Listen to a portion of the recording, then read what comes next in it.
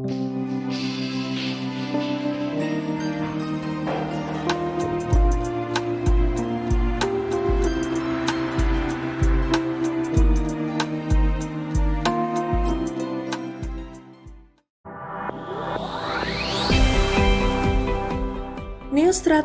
The Science of Skin Regeneration. Rangkaian produk Neostrata menawarkan solusi untuk setiap jenis dan kondisi kulit. Dan kami percaya hasil yang terlihat berasal dari pembaharuan lapisan kulit untuk menghasilkan kulit baru yang lebih sehat dan cerah. Dengan bangga, kami memperkenalkan produk baru dari Neostrata, yaitu Neostrata Pro System Retinol Peel yang bermanfaat untuk mengurangi garis-garis halus dan kerutan yang terlihat. Neostrata Pro System Retinol Peel merupakan produk yang digunakan untuk terapi lanjutan pada prosedur chemical peeling dengan cara kerja mengelupas sel kulit mati, mengurangi munculnya garis-garis halus dan kerutan, membantu mengurangi jerawat, dan memperbaiki kerusakan kulit untuk menghasilkan kulit yang cerah, merata, dan sehat. Neostrata Pro System Retinol Peel memberikan hasil yang sudah terbukti, yaitu mengobati jerawat dan memperbaiki tekstur kulit, mengurangi pigmentasi pada kulit, meningkatkan kecerahan warna kulit dan mengurangi pigmentasi pada kulit, serta warna kulit lebih merata. Neostrata Pro System Retinol Peel, The Science of Skin Regeneration.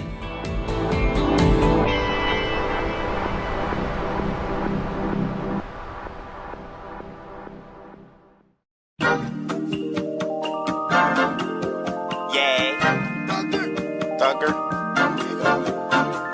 Migos, Thugger, Stoner.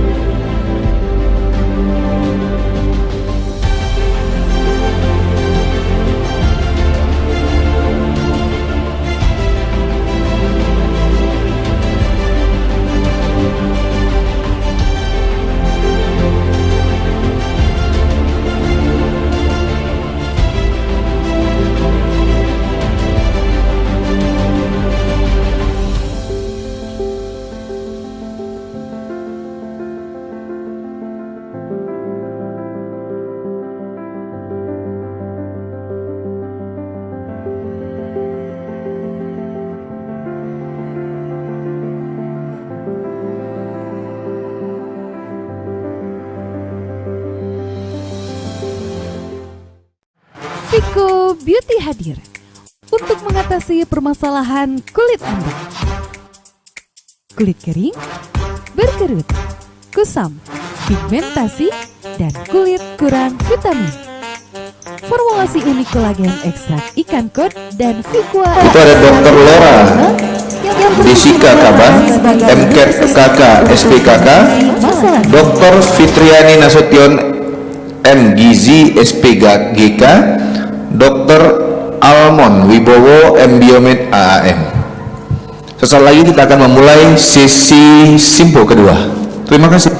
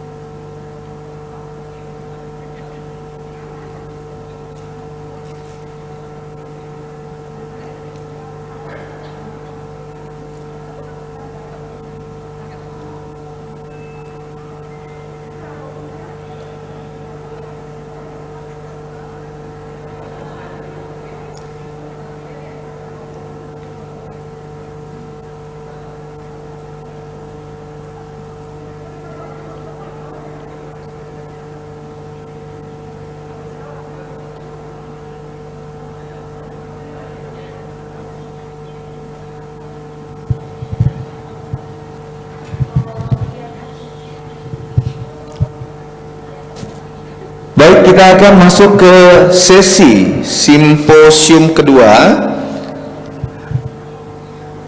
Untuk itu saya undang ke atas panggung Dr. Della Frianti M Biomed AAM yang akan mengundang para narasumber atau pemateri untuk materi di simpo kedua ini.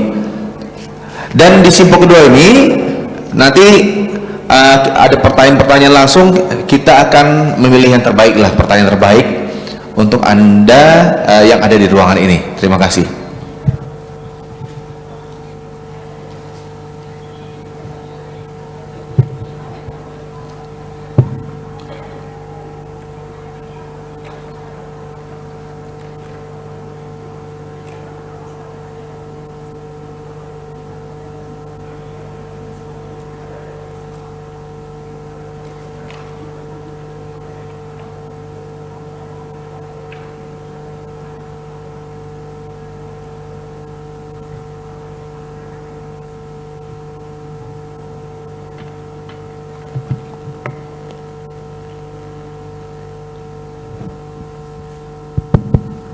Ya, terima kasih kepada Mas Denny yang telah memberikan waktu kepada saya untuk memandu sesi ini.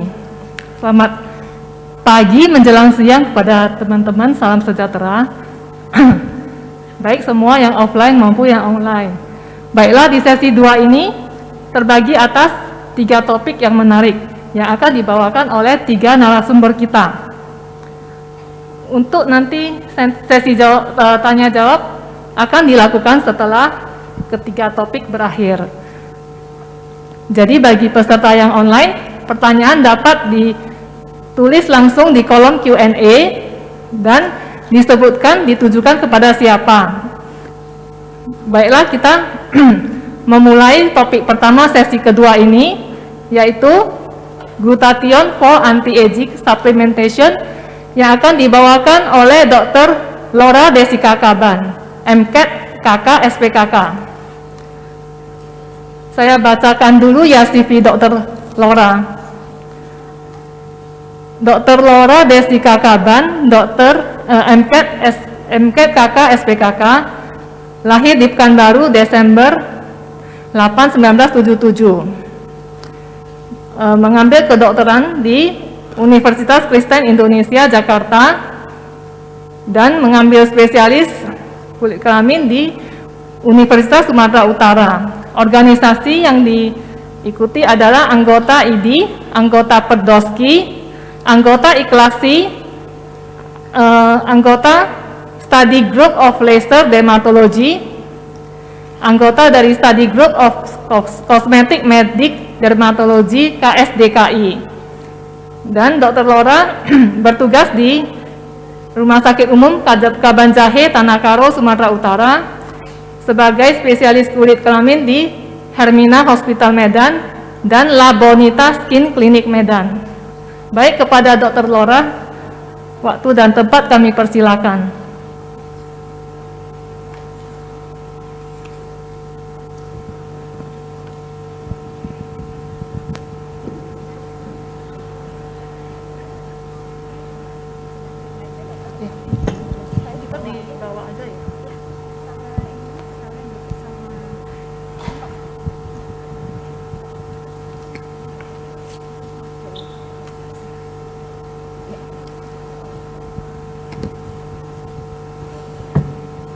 Saya izin untuk di bawah saja ya, untuk presentasinya kepada dokter-dokter sekalian.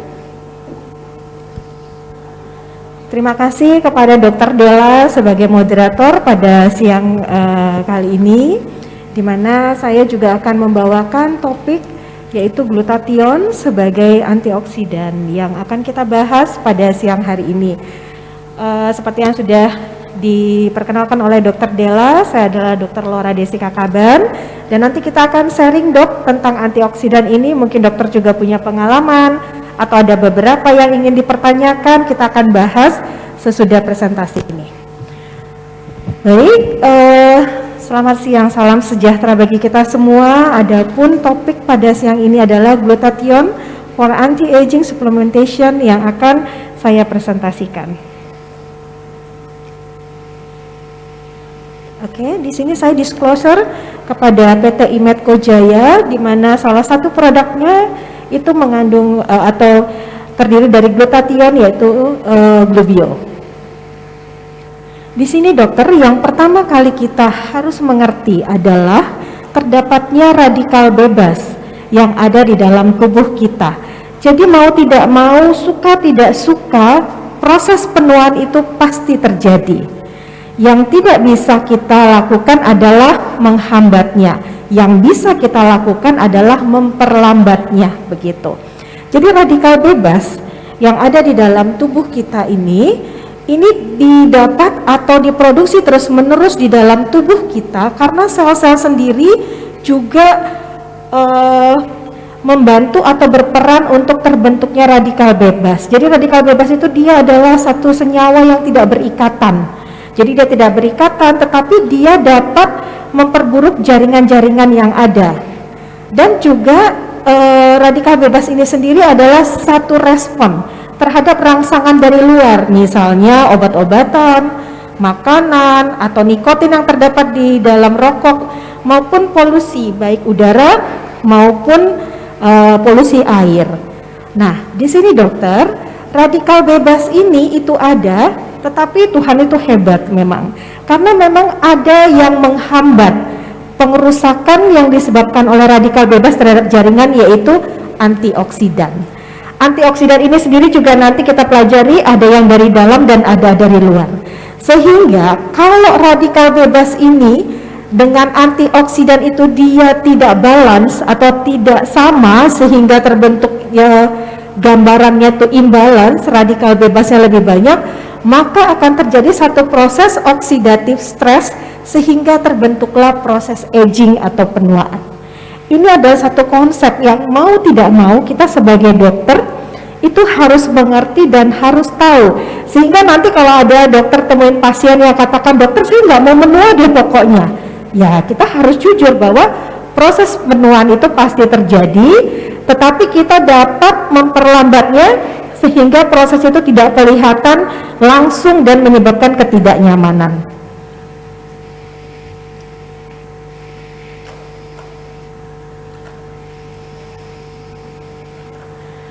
Nah, apakah glutathione sendiri? Glutathione itu bahasa kerennya atau banyak ahli-ahli mengatakan adalah mother of antioksidan yang secara natural atau alami itu diproduksi di dalam tubuh dan terdapat di setiap sel.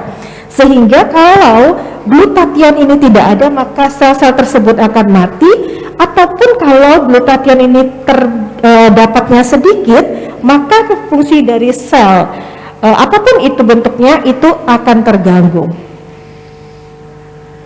Ini juga dikatakan bahwa banyak antioksidan dokter yang bekerja pada satu bidang, tetapi dikatakan bahwa glutathione di sini dia bekerja pada hampir di seluruh atau di seluruh sel-sel tubuh. Dan ini sudah sering digaungkan baik oleh dokter-dokter di dalam negeri maupun di luar negeri. Nah, yang paling penting sekarang adalah kita harus mengerti berapa sih kadar glutathione kita.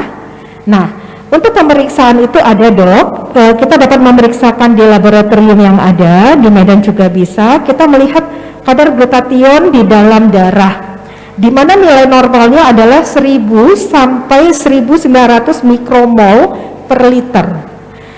Di sini dikatakan bahwa kebanyakan ini kita adalah memiliki kadar glutathione yang rendah atau sangat rendah.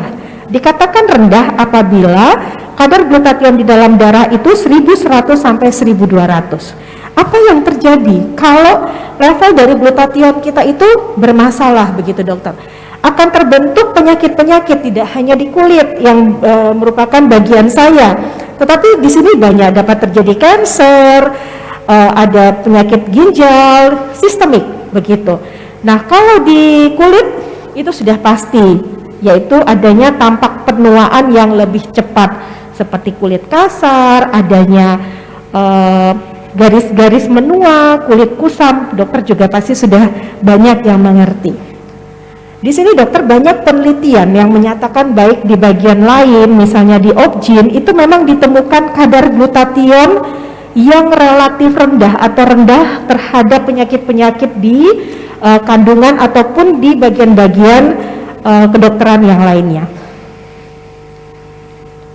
Nah, ini juga ada jurnal yang saya tampilkan di mana glutathione itu juga dapat menyebabkan penyakit pada manusia.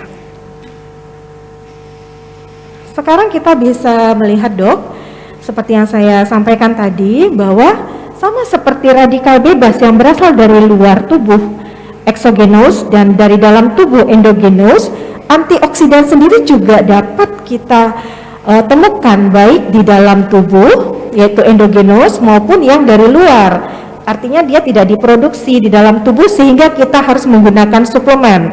Nah, yang dari dalam itu antara lain adalah glutathione, ubiquinone atau koenzim kita nih ya dok ya, kolesterol. Nah, kolesterol yang sering sekali kita katakan merupakan momok bagi kita, tapi itu ternyata adalah antioksidan. Hanya kadarnya saja yang tidak boleh melebihi dari batas normalnya. Sementara dikatakan juga dok, bahwa antioksidan itu juga punya step-stepnya. Ada yang frontline di garis depan, ada yang nomor 2 dan ada yang di belakang. Ya, yang hanya mungkin membantu saja begitu. Untuk frontline antioksidan itu adalah superoxide, SOD, lalu glutathione dan ubiquinone. Sementara untuk yang second line itu kita bisa lihat adanya vitamin A. Sementara yang third, yang ketiga itu adalah vitamin C. Terkadang kita sering ini ya dok, yang penting itu vitamin C-nya begitu. Nah, semoga dengan melihat paparan seperti ini kita bisa mengerti kenapa sih glutathione itu sendiri disebut mother of antioksidan. Ternyata karena dia juga bersama dengan SOD dan ubiquinone itu berada di front line. Jadi kalau ada apa-apa, contohnya kalau di keluarga ya dok ya, anaknya sakit pasti dong mamanya yang maju dulu depan. Seperti itu juga antioksidan yang duluan menjaga jaringan terhadap radikal bebas itu adalah glutathione yang memang sudah ada di dalam tubuh kita, ataupun nanti kita bisa lihat, kita bisa dapatkan dari suplementasi. Nah, ini adalah gambaran antioksidan endogenus dok, dimana ini juga saya tidak menjelaskan secara langsung semuanya, tetapi kita bisa melihat bahwa di dalam tubuh kita sendiri pun itu sudah ada juga antioksidan yang fungsinya adalah menjaga jaringan terhadap kerusakan yang disebabkan oleh radikal-radikal bebas atau ROS, yaitu reaktif oksigen spesies, yang bisa merusak tubuh, begitu dokter, atau jaringan-jaringan di dalam tubuh. Nah, ini kita bisa melihat bagaimana regulasi dari antioksidan tersebut.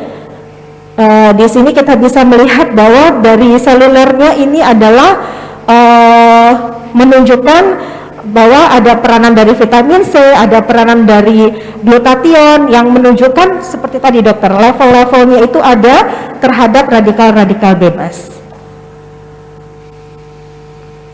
Sekarang yang menjadi pertanyaan, bagaimana kalau sel tanpa glutathione? Maka yang menjadi permasalahan adalah sel akan menua secara cepat dan mati secara perlahan. Ini tidak berbicara tentang tiba-tiba orangnya meninggal, gitu, bukan.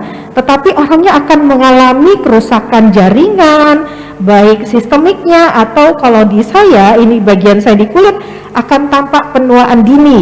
Jadi kelihatan kulitnya lebih kasar, lebih tidak merata, tidak cerah, ada kerutan-kerutan seperti begitu ya dokter. Nah, terjadi kerusakan DNA dan nukleus, maka toksin akan menumpuk karena tidak terjadi detoksifikasi, serta radikal bebas yang akan merusak organ dan reaksi perlahan tubuh akan menghilang. Artinya pertahanan terhadap jaringan sel-sel dimanapun itu berada akan semakin rapuh, sehingga radikal bebas kita pasti dong dok, apalagi dalam masa pandemi seperti ini, stres saja itu bisa merupakan satu pemicu adanya radikal bebas. Jadi dalam kondisi pandemi kita semakin stres, makanan tidak jelas, apa saja kita makan, polusi meningkat, otomatis radikal bebas yang berasal dari luar juga akan semakin meningkat. Nah, ini yang menunjukkan bahwa apabila glutathione itu di dalam tubuh kita levelnya rendah, maka akibatnya juga akan semakin membuat tidak baik terhadap jaringan tubuh kita. Nah, sekarang jadi pertanyaan kembali, kenapa glutathione itu penting? Ya itu tadi dokter, karena dia menjaga atau memproteksi sel-sel di dalam tubuh terhadap radikal-radikal bebas atau ROS yang ada baik dari dalam tubuh sendiri ataupun dari luar. Nah, dia itu dari mana sih dok? Begitu ya. Nah, glutathione itu diproduksi di liver dok, di hati. Nanti dokter akan bisa melihat bahwa ada beberapa treatment atau cara suplementasi glutathione yang ternyata nanti malah merusak liver. Nanti kita bahas ya dok ya. Nah, ini menjadi masukan atau mereview kembali kepada dokter sekalian bahwa glutathione itu diproduksi di liver atau di hati kita. Nah, cara kerjanya yaitu tadi dokter membantu tubuh untuk memecah nutrisi-nutrisi yang ada menjadi lebih berguna, lalu meregulasi imun sistem kita dan juga memproteksi terhadap oksidatif stres. Artinya semua cara kerja dari glutathione ini atau manfaat itu sangat bermanfaat. Itu saja, bahwa dia baik dari makanan, baik sistem imun, baik dari radikal bebas, sangat membantu. Begitu ya dok. Nah, sekarang berapa banyak sih sebenarnya glutathione tadi yang dibutuhkan? Karena glutathione itu menjaga setiap sel dalam jaringan, otomatis ya dia harus banyak sesuai dengan sel-sel yang ada di dalam tubuh kita. Maaf, ini tadi mungkin warnanya tidak kelihatan ya dokter. Sebenarnya di sini menunjukkan bahwa jumlah sel kita itu ada 30 triliun. Itu berdasarkan dari perputaran, ini ada penelitiannya, perputaran dari bumi. Mungkin ini maaf dokter tidak kelihatan tulisannya. Jadi itu total perkiraan jumlah sel kita adalah 30 triliun. Jadi ada begitu banyak sel-sel yang harus dijaga. Begitu ya dok. Oh iya, ini ada 30 triliun ya dokter ya. Menyatakan bahwa itu perputarannya 18,6. Nah, sekarang ada juga yang menyinggung tentang N-acetylcysteine. Nah, sebenarnya N-acetylcysteine ini adalah satu senyawa yang mengaktifkan terbentuknya glutathione. Tetapi ada penelitian mengatakan bahwa sebenarnya N-acetylcysteine ini tidaklah hanya berperan sendiri, tetapi kita tetap juga memerlukan selenium, riboflavin, dan banyak hal untuk memacu tubuh menghasilkan glutathione yang dapat menjaga sel-sel di dalam tubuh kita. Begitu, dokter. Maaf, Dokter Laura, waktu tinggal 5 menit ya. Oke. Nah, di sini apa yang menyebabkan glutathione defisiensi? Umur, adanya intake yang rendah, pada laki-laki juga harus diperhatikan, lifestyle, sementara juga chronic disease. Sel yang sehat akan menyatakan kulit yang sehat. Ini masuk ke bagian saya ya, Dok ya. Nah, ini dokter juga bisa lihat ada sumber glutathione yang bisa dokter dapatkan dari makanan, buah-buahan maupun sayuran yang ada di sekitar kita. Sekarang kenapa kalau memang dihasilkan oleh tubuh kok nggak cukup? Ternyata karena glutathione itu dia terdiri dari sulfur, sehingga kalau panas, Dok, kita memasak makanan atau dalam kondisi sakit, maka glutathione itu akan sangat turun atau sangat rendah. Sekarang yang menjadi pertanyaan, kok bisa sih glutathione juga sebagai whitening? Itu kan menarik ya, Dok ya. Sebenarnya glutathione sendiri baik injeksi itu sudah lebih dahulu digunakan untuk mengatasi kondisi-kondisi kanker, dokter. Jadi diharapkan adanya perbaikan sel dengan menggunakan glutathione yang injeksi. Ternyata, Dok, apa hubungan glutathione dengan whitening adalah selain menghambat radikal bebas ROS, ternyata glutathione juga menghambat tirosinase, sehingga melanogenesis atau yang menyebabkan kulit menjadi lebih gelap itu terhambat, sehingga yang terbentuk itu nantinya adalah peomelanin, Dok. Peomelanin itu gambaran kulitnya akan menjadi lebih cerah. Jadi cara kerjanya menghambat radikal bebas, juga menghambat tirosinase, sehingga warna kulit menjadi lebih cerah atau lebih muda. Ini ada beberapa clinical study, dokter, ada 2 di Bangkok yang menyatakan bahwa oral 500 mg per hari selama 4 minggu dan 500 mg juga di Filipina selama 8 minggu menyebabkan kulitnya menjadi lebih cerah dan melasmanya juga berkurang, melaninnya berkurang ya, dokter ya, dengan menggunakan mexameter. Sekarang yang menjadi tantangan gimana penggunaan glutathione? Ternyata glutathione itu, dokter, bisa digunakan dengan oral, dengan injeksi ataupun topikal. Banyak kontroversinya. Kenapa? Karena itu dia berhubungan dengan plasma level, dan ini adalah evidence base yang menyatakan glutathione itu, dokter, sangat berhubungan dengan agent-agent lightening. Gitu ya, Dok. Nah, injeksi ini banyak mungkin dokter temukan di praktek, ternyata sampai sekarang juga FDA tidak meng-approve, begitu ya, Dok, karena akan memberikan potensial menjadikan endotoksin. Nah, ini dokter bisa lihat ada begitu banyak hal-hal yang harus kita perhatikan apabila kita memberikan glutathione injeksi. Dapat menyebabkan peningkatan gula darah sampai juga bisa menjadi shock anafilaktik, begitu. Jadi kesimpulannya untuk injeksi sangat tidak dianjurkan, Dok, begitu ya. Nah, sekarang ada oral. Kenapa oral juga dipermasalahkan? Karena ternyata penggunaan oral itu menyebabkan bioavailabilitasnya itu kemungkinan untuk menjadi rendah itu sangat tinggi. Bioavailabilitas itu adalah, dokter, jumlah dari zat yang aktif itu di dalam darah dan kemampuannya untuk sampai ke jaringan itu. Jadi artinya karena dia oral melewati pencernaan semua, yang diharapkan zatnya yang aktif tadi semakin kecil. Nah, itu yang menyebabkan banyak juga yang menentang tentang penggunaan oral. Tetapi dari beberapa penelitian dikatakan bahwa ternyata sampai kok ya, Dok ya, bioavailabilitas yang kita harapkan itu. Sehingga inovatifnya sekarang itu dikembangkan dengan oral glutathione. Di sini, dokter, saya akan melihat slide bagaimana perbandingan oral dengan intravena. Yang pertama, memang harganya juga lebih mahal untuk intravena, dan yang terpenting dia tidak di-approve, Dok, termasuk FDA dan di Indonesia juga ya, dokter ya. Tapi yang oral ada beberapa produk yang di-approve walaupun secara benefitnya itu sama. Nah, itu kembali lagi kepada dokter. Apakah dokter tetap memegang teguh apa yang di-approve atau tidak? Saya kembalikan lagi dan saya berharap hal ini dapat menjadi masukan bagi dokter, di mana safety-nya adalah yang sangat safety adalah oral dibandingkan injeksi juga. Take home message-nya adalah bahwa glutathione itu secara natural itu dok ada dan terdapat di setiap sel-sel jaringan tubuh, di mana intravena, pemberian secara intravena itu sampai sekarang tidak di-approve di banyak di dunia, kota-kota di dunia, negara, dan efikasi dari glutathione itu sendiri juga sebenarnya tergantung pada bioavailabilitasnya.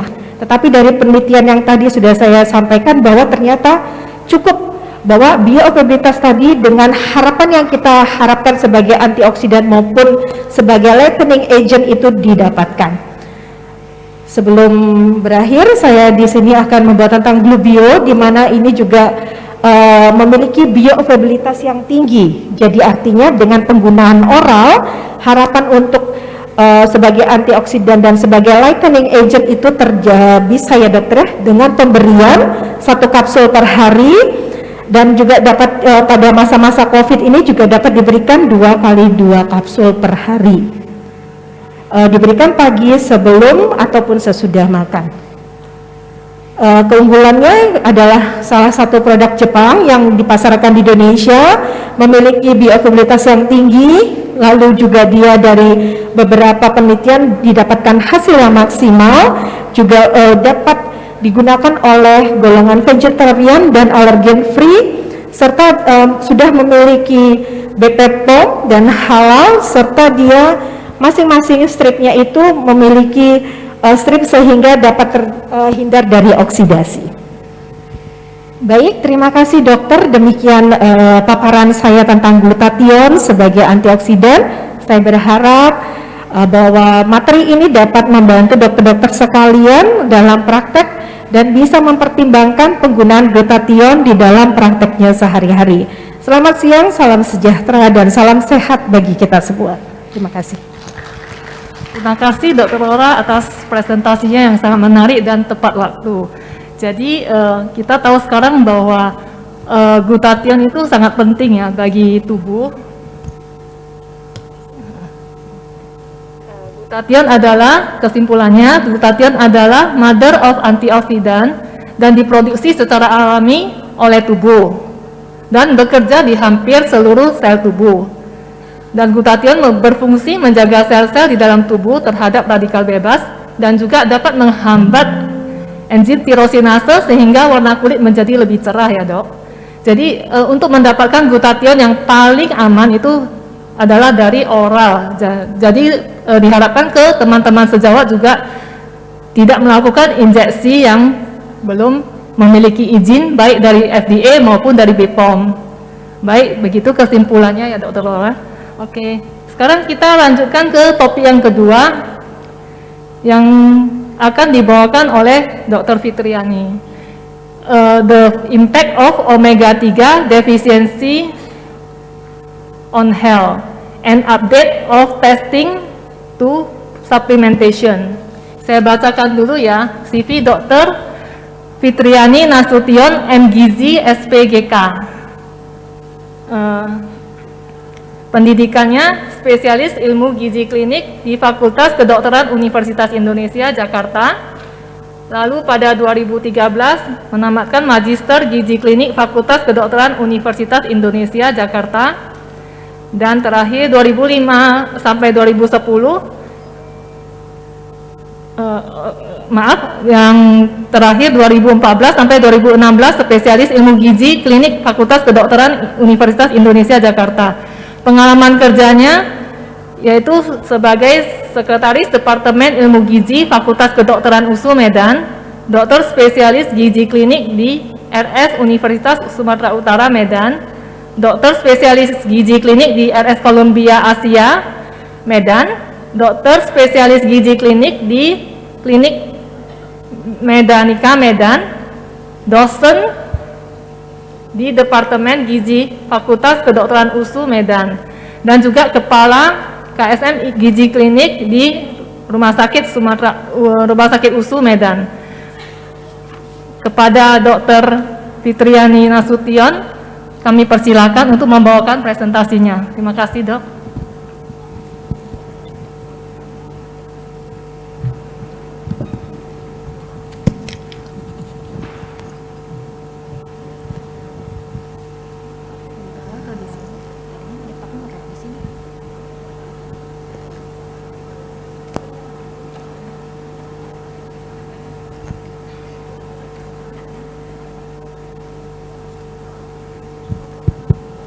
Baik, terima kasih Ibu Moderator atas perkenalannya. Assalamualaikum warahmatullahi wabarakatuh dan selamat siang kepada dokter-dokter ataupun teman sejawat sekalian yang telah bersedia hadir di acara simposium siang hari ini. Perkenalkan, nama saya Dr. Fitri. Saya akan membawakan mengenai omega 3. Mengenai omega 3 dan apa sih impact ataupun efek dari omega 3 itu baik terhadap kesehatan, dan bagaimana sih kita tahu kalau kita mengalami defisiensi omega 3, apa yang bisa kita lakukan, apa yang bisa kita tes, dan jika kita memang mengalami defisiensi, suplementasi apa yang sebaiknya kita konsumsi. Ini adalah highlight dari presentasi saya, introduction, kemudian omega 3, hubungannya dengan nutrigenomik. Saya rasa nutrigenomik juga pasti dokter-dokter sekalian juga sudah familiar. Kemudian mungkin yang masih belum familiar adalah pemeriksaan laboratorium terhadap kadar omega 3. Dalam hal ini spesifiknya saya akan menjelaskan mengenai omega 3 index. Kemudian suplementasi dari omega 3. Nah, mungkin kalau suplementasi juga dokter-dokter sudah banyak ya yang mengetahui dan familiar, tapi mungkin yang belum familiar, suplementasi dalam bentuk apa yang sebaiknya dapat kita konsumsi ataupun pasien kita konsumsi, dan kesimpulan dari pemaparan saya. Jadi introduction terlebih dahulu, ini sekedar refreshing aja. Jadi kita tahu asam lemak itu ada 4 yang sering kita konsumsi sehari-hari, yaitu saturated fatty acid atau sering kita singkat sebagai SAFA, kemudian monounsaturated fatty acid MUFA, polyunsaturated fatty acid PUFA, dan trans fatty acid. Nah, kalau saturated fatty acid ini sehari-hari sering kita konsumsi, yaitu dari minyak kelapa ataupun minyak kelapa sawit. Dia itu adalah asam lemak yang membawa jumlah yang maksimum atom hidrogen. Kemudian ada yang namanya MUFA, monounsaturated fatty acid. Bahan makanan sumber sehari-hari yang mungkin juga sering kita konsumsi adalah minyak zaitun. Dia adalah asam lemak yang kekurangan dari 2 atom hidrogen dan mempunyai 1 ikatan ganda di antara karbonnya. Jadi yang harus kita ketahui, double bond ataupun ikatan ganda itulah yang mengandung antioksidan. Sementara PUFA ini contohnya adalah omega 3 dan omega 6. Di pemaparan ini saya akan fokus membahas mengenai omega 3. Dia adalah asam lemak yang membawa 4 atau lebih atom hidrogen dan memiliki 2 atau lebih ikatan ganda.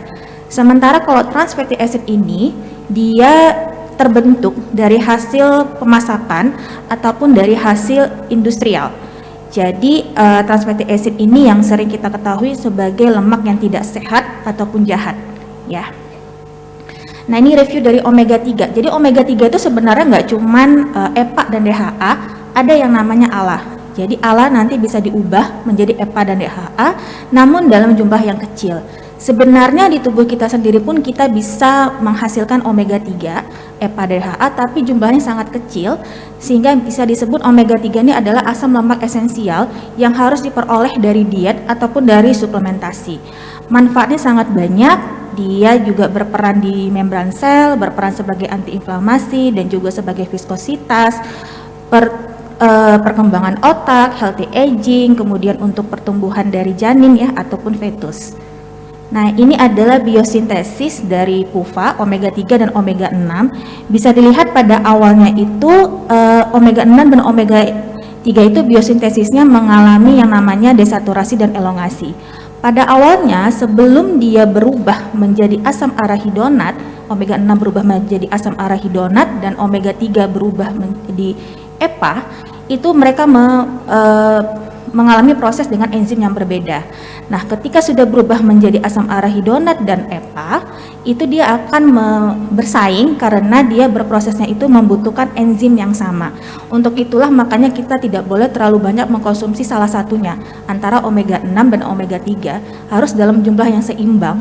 Meskipun persentasenya sampai saat ini belum ada yang jelas, tapi rata-rata memakai perbandingan 2-3 banding 1 antara omega 6 dan omega 3. Nah, setelah nanti mengalami proses elongasi dan desaturasi dalam jumlah yang dengan menggunakan enzim yang sama, dia akan masuk ke peroksisom dan inilah yang akan menghasilkan DHA.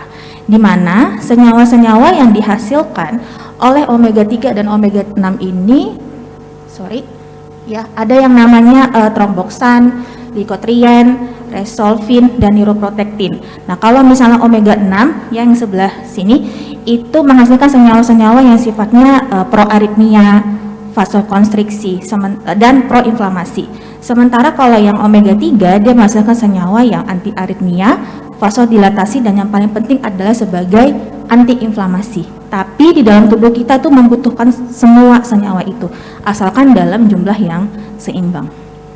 Nah, ini dia. Jadi sebenarnya kita tuh bisa menghasilkan omega 3 tapi dalam jumlah yang sedikit. Dan dari ALA itu yang paling sering kita konsumsi sehari-hari adalah biasanya ALA ya, bahan makanan sumbernya. Itu 8-20%-nya saja yang berubah menjadi EPA dan 0,5-9% berubah menjadi DHA. Untuk itulah makanya direkomendasikan karena yang memiliki efek untuk kesehatan adalah EPA dan DHA, bukan ALA-nya ya. Kemudian makanya direkomendasikan untuk diperoleh baik dari diet ataupun dari suplementasi. Meskipun dari diet biasanya juga sehari-hari, khususnya untuk orang Indonesia yang tidak tinggal di daerah pantai, jarang mengkonsumsi yang namanya ikan, itu juga agak sulit diperoleh karena memang sumber dari omega 3 ini terutama dari yang makanan laut, kemudian terutama adalah ikan, krustasea, dan makanan dari krustasea yaitu adalah mikroalga. Nah, ini health benefit-nya. Jadi yang paling sering diteliti adalah untuk penyakit kardiovaskular. Jadi semakin bagus kadar omega 3-nya, maka itu akan menurunkan resiko penyakit kardiovaskular. Kemudian sebagai inflamasi, ya, jadi pasien-pasien yang penyakit kronis tinggi kadar inflamasinya, biasanya kita juga berikan omega 3, lalu cardioprotection. Nah, ini biasanya untuk anak ya, DHA, perkembangan otak dan mata. Nah, ternyata omega 3 juga memiliki efek yang positif terhadap gangguan psikologis, psikiatrik, dan behavior, terutama untuk yang mood. Jadi pada pasien-pasien yang mood swing, dengan suplementasi omega 3 ternyata dapat memperbaiki kadar moodnya. Dan yang terakhir adalah untuk gangguan kognitif, biasanya ini diberikan pada pasien dengan demensia. Nah, defisiensinya apa? Secara umum kalau kita kekurangan asam lemak esensial, yang paling sering adalah penampakan dari fisiknya, yaitu kulitnya kering, kemudian hair loss, ya. Jadi kalau misalnya nanti biasanya ketemu pasien obesitas, biasanya kita sangat merestriksi lemak. Nah, hati-hati kalau kita restriksi lemak, asam lemak esensial juga pasti akan berkurang. Nah, itu biasanya nanti akan ada gangguan di rambutnya. Jadi rambutnya gampang rontok, kemudian depigmentasi rambut, gangguan penyembuhan luka. Nah, biasanya pada pasien-pasien pasca bedah pun kita berikan omega 3, tapi pada fase inflamasinya. Kemudian gangguan pertumbuhan pada anak-anak dan meningkatkan resiko terhadap infeksi.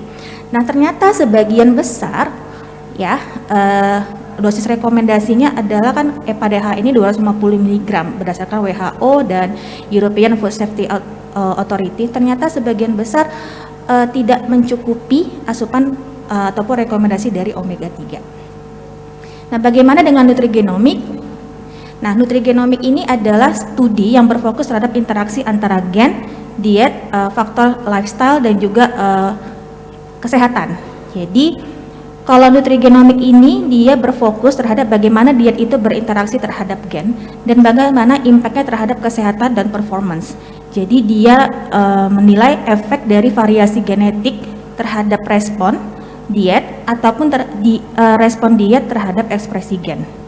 Ya, yang biasanya ini dipakai oleh para klinis untuk pada pasien-pasien dengan kanker, diabetes tipe 2, obesitas, penyakit vaskular, dan juga proses-proses fisiologis seperti inflamasi dan biotransformation. Nah, penelitiannya terhadap omega 3 dikatakan kalau kita terlalu banyak mengkonsumsi omega 6 dan terlalu sedikit omega 3 itu dapat menimbulkan efek, yaitu penurunan dari kadar HDL. Gen apa yang berperan? Itu dikatakan ada namanya gen FADS1.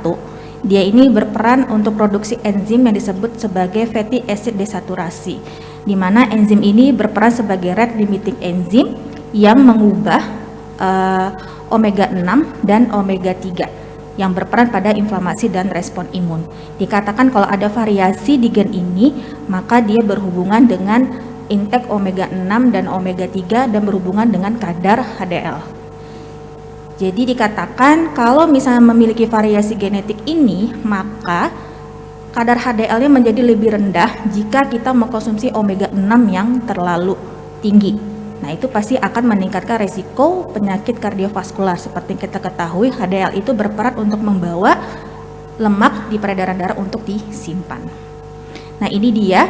Jadi kalau misalnya kita periksa, kalau misalnya ada variannya yang tipikal, berarti nggak masalah. Kita tinggal memenuhi omega 6 dan omega 3 sesuai dengan kebutuhan. Tapi kalau elevated, maka harus hati-hati diperhatikan kebutuhan dari omega 6 dan omega 3-nya berdasarkan hasil nutrigenomik. Nah, bagaimana dengan pemeriksaan laboratorium omega 3? Kita tahu setelah kita mengkonsumsi omega 3, baik dari diet ataupun suplementasi, kita nggak tahu nih berapa bioavailabilitasnya, karena sangat dipengaruhi oleh namanya digesti, namanya metabolisme dan lain sebagainya. Untuk itulah diperlukan pemeriksaan laboratorium supaya kita bisa tahu berapa sih sebenarnya status ataupun kadar omega 3 kita. Setelah itu kita bisa tahu berapa sih yang bisa direkomendasikan asupan makanan omega 3-nya, atau kalau memang defisiensi sangat jauh dari kebutuhan, bisa diberikan suplementasi. Kenapa?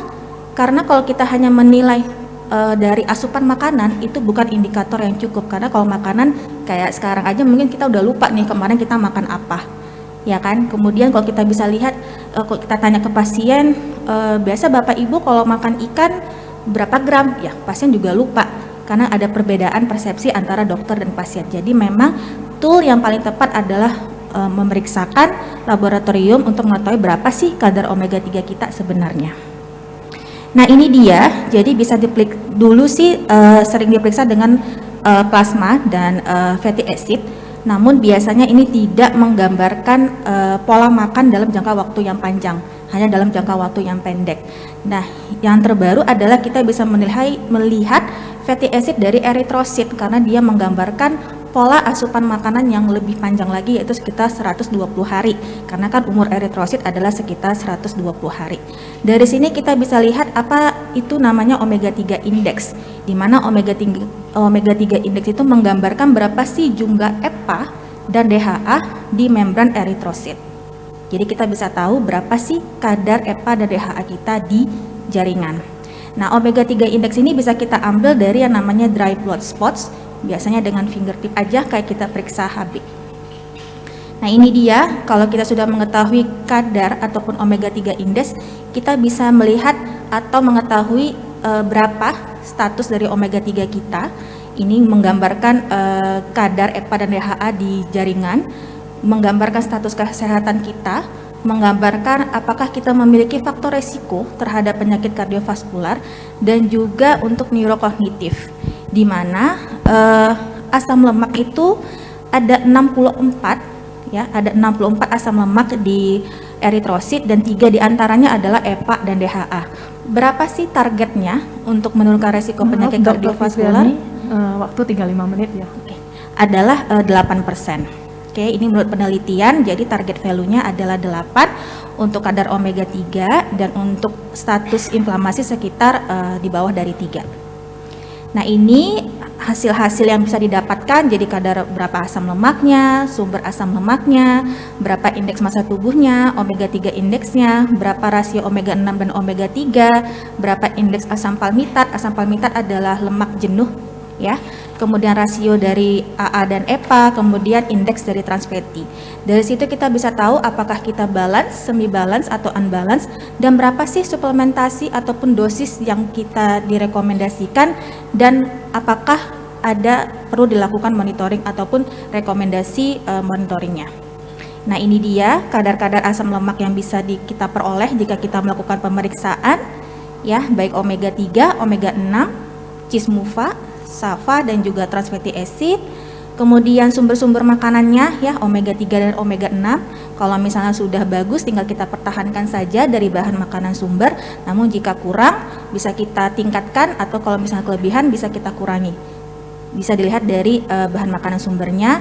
Nah, ini dia indeks massa tubuhnya berapa, indeks omega 3-nya berapa, tadi targetnya adalah 8%. Kemudian indikator makanannya, indikator asam palmitat, dan indikator inflamasi. Jadi semuanya bisa dilihat dari hasil pemeriksaan ini. Nah, tadi kan sudah tahu berapa hasilnya. Nah, sekarang suplementasinya dalam bentuk apa nih? Nah, ini adalah adequate intake dari omega 3 ya, baik dari saat lahir hingga nanti lansia usia 51 tahun ke atas, memang semakin hari akan semakin lebih tinggi kebutuhannya. Nah, ini adalah sumber-sumber omega 3. Nah, bisa dilihat sebenarnya agak sulit kita peroleh dari bahan makanan sehari-hari karena orang Indonesia jarang yang namanya mengkonsumsi ini. Kecuali mungkin tinggal seperti kayak di Jepang yang memang sehari-hari banyak mengkonsumsi ikan. Ya, tapi kalau kita western diet agak sulit memperolehnya. Kalau western diet itu banyaknya adalah omega 6, asam arachidonat. Nah, kalau suplementasinya mungkin sering dengar ada namanya fish oil, krill oil, dan cod liver oil. Ada yang namanya vegetarian product yang mengandung minyak alga, ya. Kemudian kalau dietary supplementnya itu ada beberapa bentuk, ada yang natural, triglycerides, ada yang free fatty acid, ada ethyl ester, ada re-esterified triglyceride, dan phospholipid. Yang paling rendah bioavailabilitasnya adalah ethyl ester.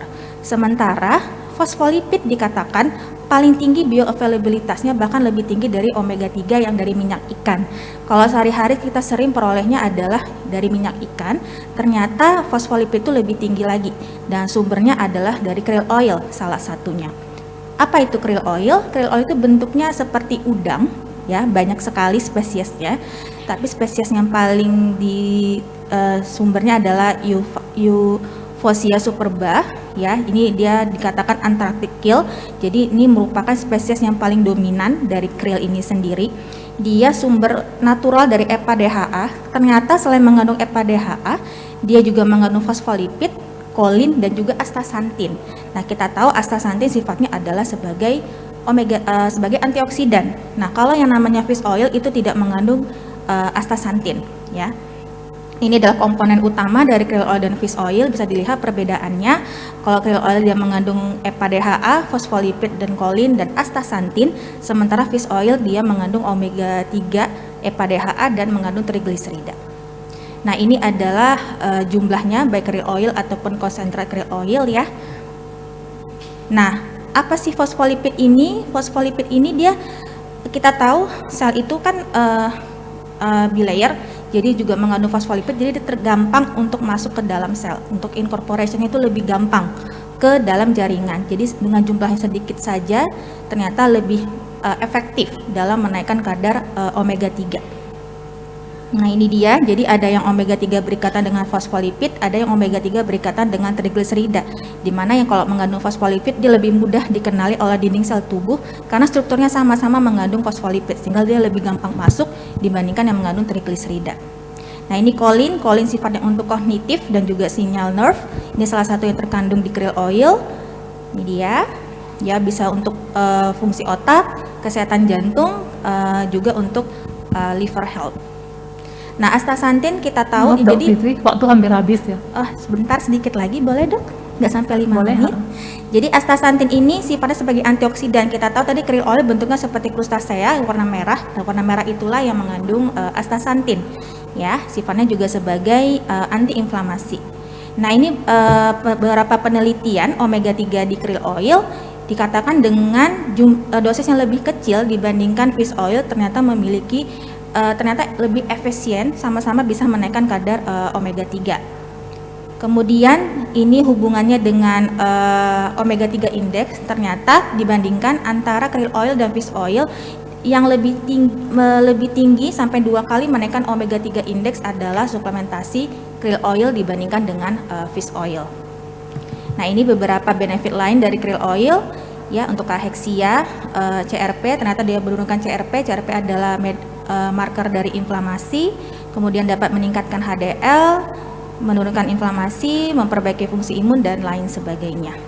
Nah, ternyata krill oil juga berfungsi untuk kulit, ya, di mana fosfolipidnya memiliki efek untuk meningkatkan hidrasi dan menurunkan water loss, sementara omega 3-nya juga dapat meningkatkan hidrasi dan menurunkan water loss, memperbaiki elastisitas dan memperbaiki smoothness.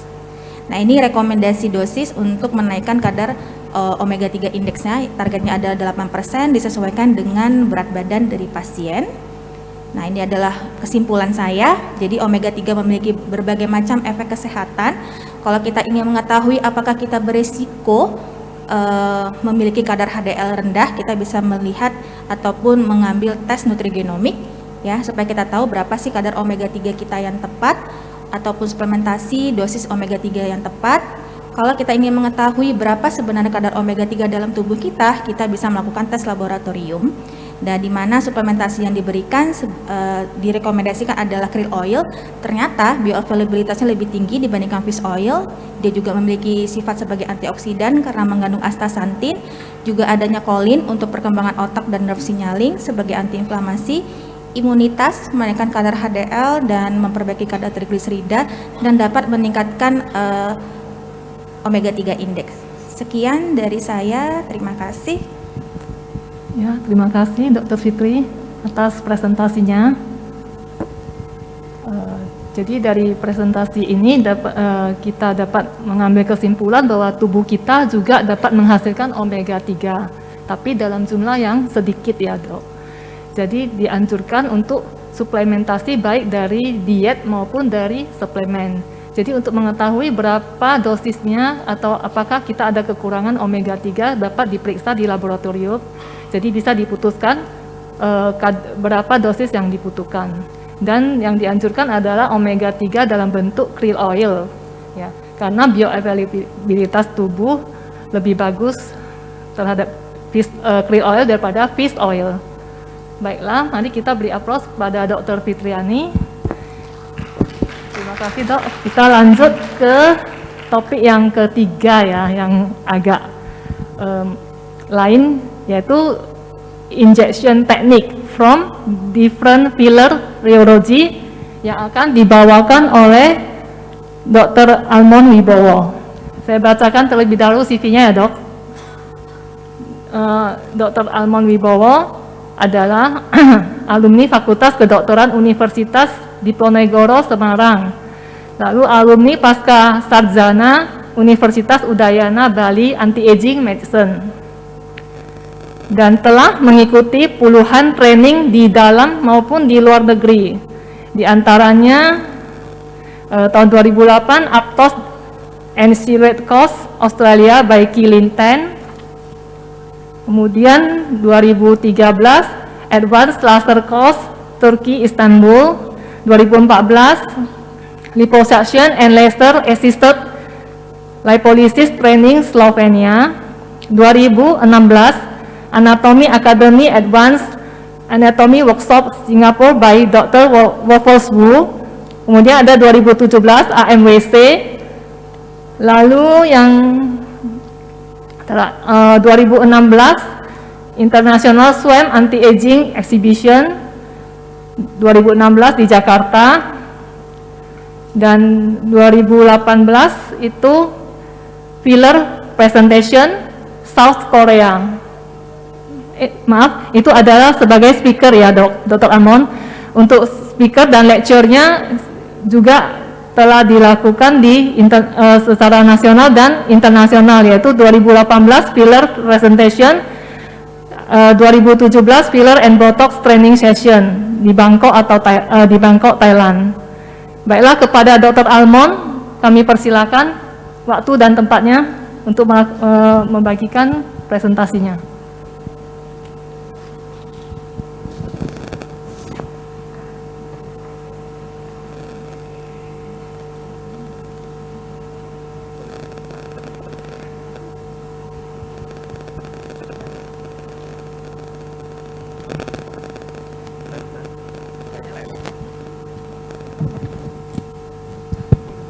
Tes, oh, oke. Selamat siang dok. Untuk topiknya mungkin kali ini agak nggak nyambung sama 2 topik sebelumnya. Jadi Waktu agak sedikit loncat. Sekitar 15 menit ya dok. Kenapa? Waktu sekitar 15 menit. 15 menit doang ya? Oke. Boleh.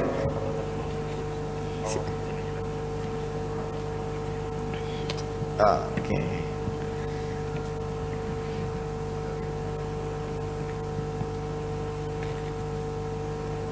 Oke, langsung gini aja ya. Oke. Jadi gini dok, kenapa saya dikasih topik ini, karena sebetulnya di Sumatera sendiri atau di satu Indonesia itu terlalu banyak beredar merek filler. Sebetulnya. Jadi saking banyaknya, terus tiba-tiba semua dokter berusaha memanfaatkan filler dengan teknik yang sama. Dan tiba-tiba juga ada banyak dokter yang WA ke saya atau tanya ke saya, dok, filler merek ini bagus nggak? Dok, yang ini sama compare sama merek ini bagusan mana? Nah, masalahnya segitu banyak merek filler ya, saya nggak mungkin pernah pakai semuanya dok. Gimana caranya saya mau ngetes semua merek filler dan kemudian dokter bisa berharap saya tahu bagusan yang mana? Itu adalah hal yang nggak mungkin. Nah, makanya kenapa saya bawain topik ini. Biasanya topik filler kan selalu direlated sama anatomi. Nah, yang kali ini saya mau bawa relatednya sama reologi. Reologi itu apa? Reologi adalah ilmu cairan. Jadi sesuatu yang bentuknya bisa berubah, baik itu cairan atau gel, kita bilangnya adalah reologi. Makanya di gambar ini ada yang tulisannya namanya viscous liquid atau cairan yang agak kental.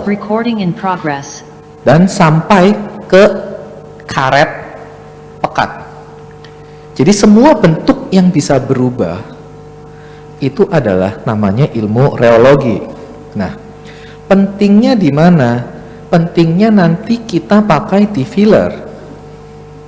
Karena filler, baik apapun isinya, bentuknya kan selalu dokter bisa rubah. Dalam bentuk syringe, berubah ke bentuk ukuran needle yang kecil, terus berharap setelah masuk ke badan kita atau ke muka pasien, bentuknya berubah. Kalau di dagu pengennya dagunya lancip, kalau di hidung pengen hidungnya kayak batang tegas, kalau di bibir pengen bibirnya kelihatan bentuknya seksi. Itu kan artinya gelnya harus bisa berubah bentuk. Nah, ini yang saya bilang, tapi yang saya mau bahas hanya yang bahannya hyaluronic acid.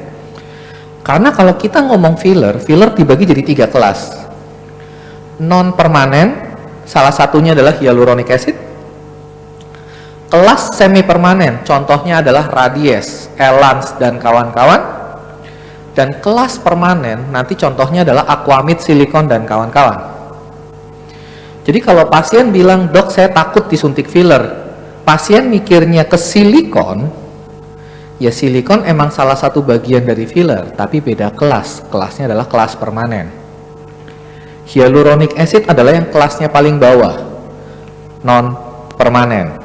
Nah, kemudian saya tunjukkan gambar di samping ini. Kalau dokter lihat, ada yang namanya G-prime. Nanti kalau perusahaan filler datang ke tempat dokter ngejual, ada yang namanya G-prime. Dok, produk saya G-prime-nya paling tinggi. Dok, produk saya begini. Dokter bingung, pentingnya di mana itu produk. Terus ada produk yang ngejual, dok, saya viskositasnya paling tinggi, elastisitasnya paling tinggi. Nanti dokter bingung juga, gunanya apa? Pentingnya apa?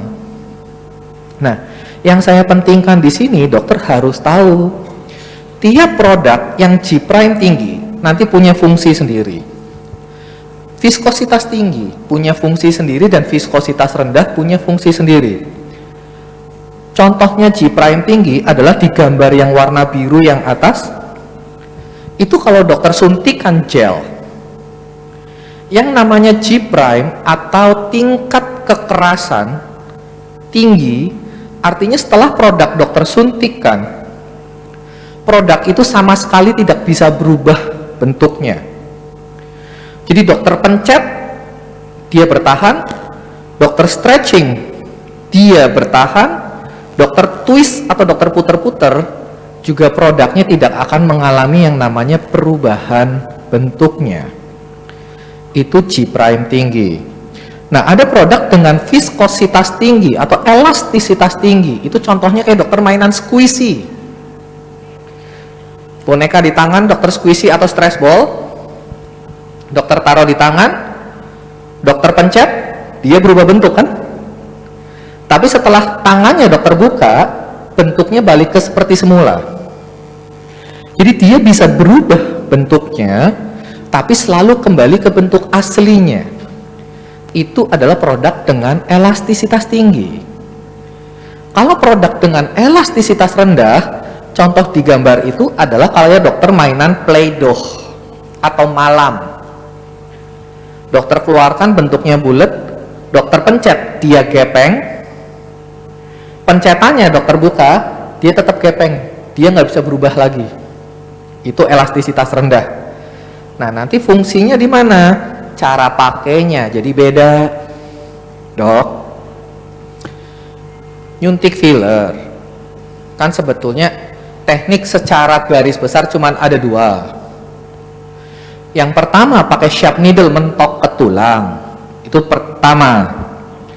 Yang kedua dokter pakai kanul, nyuntiknya di subkutan. Teknik secara simpel adalah seperti itu. Kalau dokter pakai produk yang G'-nya tinggi atau kekerasannya tinggi, tempat idealnya di mana? Tempat idealnya adalah di tulang. Karena kenapa? Di tulang dokter, di tulang. Contohnya adalah seperti ini. Di atas tulang ada otot, di atas otot ada lemak, di atas lemak ada kulit. Jadi tulang itu mendapatkan tekanan atau kompresi paling tinggi. Jadi kalau dokter tidak pakai produk dengan G' tinggi, produk dokter nggak akan bisa dorong otot, dorong lemak, dan dorong kulit. Nggak mungkin. Kalau dokter pakai produk dengan elastisitas tinggi, yang kayak squishy tadi, dokter pencet dia berubah bentuknya, dokter buka dia balik ke normal, dan dokter suntikan sharp needle ke tulang, apa yang terjadi dengan produk dokter? Gepeng terus. Karena kenapa? Kepencet terus produknya. Terus tiba-tiba dokter nanya, Mas, katanya produk ini paling keras di filler yang kamu jual. Saya suntikin buat dagu, sharp needle on bone, kok dagunya nggak panjang-panjang? Ya, dagunya nggak akan panjang. Karena kenapa? Produk yang dokter pakai tipe elastis, bukan tipe G'. Jadi kalau dokter mau nyuntik ke tulang, terutama kayak dagu, pipi, hidung, nyuntiknya ke tulang, dokter harus cari produk yang G'-nya tinggi. Kenapa? Dia sanggup menahan perubahan tekanan. Kenapa di pipi juga perlu? Coba dokter, saya tanya ya, di satu ruangan ini yang tidurnya nggak miring kiri kanan siapa? Semua orang akan tidurnya miring kiri kanan. Intinya apa? Pipinya ketekan. Kalau dokter pakai produk dengan bukan yang G' tinggi, ya pada gepeng tuh fillernya. Nah, makanya produk dengan G' tinggi perlu. Kalau dokter rencananya nyuntiknya ke tulang, dan dokter harus tanya ke yang jual, produk mana yang G'-nya tinggi. G' tidak selalu berarti keras, tidak. Nah, contoh produk yang G' tinggi, saya kasih contoh. Itu menurut data survei yang kita bilang non bayaran ya, non sponsor. Itu adalah data-data produk yang terkenal G'-nya tinggi. Paling tinggi memang radies, betul. Tapi Radies itu filler semi permanen, bukan non permanen. Itu yang harus dokter ingat ya. Jadi kalau dokter pakai semi permanen, terus pasiennya nggak suka, apa yang dokter bisa lakuin? Banyak doa supaya fillernya cepat habis. Nggak bisa diapa-apain soalnya. Kalau hyaluronic acid kan dokter punya penetralnya, namanya hyaluronides. Jadi di luar merek itu, ada Restylane, ada Juvederm dan kawan-kawan, itu yang isinya adalah hyaluronic acid. Itu adalah produk dengan G' tinggi. Jadi biasanya saya pakai di mana? Kalau orang menua, ini adalah lapisan tulangnya yang menua. Lapisan tulang mana aja yang berubah saat pasien tua? Pipi berubah, dagu berubah, kanin fossa berubah, semuanya berubah. Makanya saya juga banyak ngelakuin suntikan di tulang. Tapi kalau saya mau ngelakuin suntikan di tulang, otomatis saya pakai produk yang G' tinggi. Jadi kalau dokter ada rencana itu, tolong tanya ke yang jual ya dok, produknya G'-nya tinggi atau elastisitasnya yang tinggi. Dan saya jamin gak semua sales tahu. Nah, bagaimana soal elastisitas yang tadi saya bilang? Oke, G' udah oke. Kalau produk saya G' tinggi, tolong jangan pernah pakai kanul ya. Apa yang terjadi kalau dokter pakai produk yang G' tinggi dan dokter pakainya kanul? Di muka dokter kan ada yang namanya otot nih. Kalau otot dokter berkontraksi, otot dokter menebal atau menipis? Menebal. Dan di atas otot dokter ada produk yang G' tinggi, artinya produknya nggak bisa berubah bentuk. Jadi saat dokter senyum, produknya nonjol semua. Karena kenapa? Produknya nggak bisa berubah bentuk.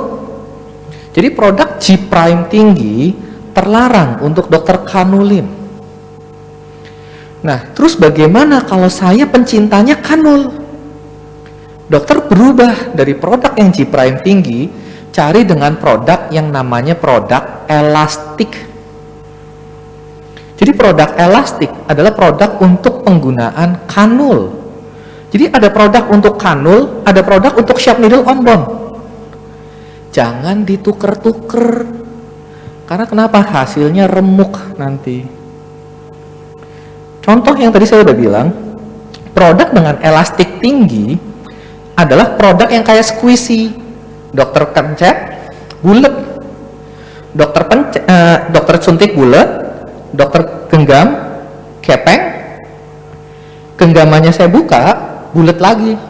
Artinya produk seperti karet. Dia bisa berubah bentuknya, tapi selalu balik ke bentuk awal.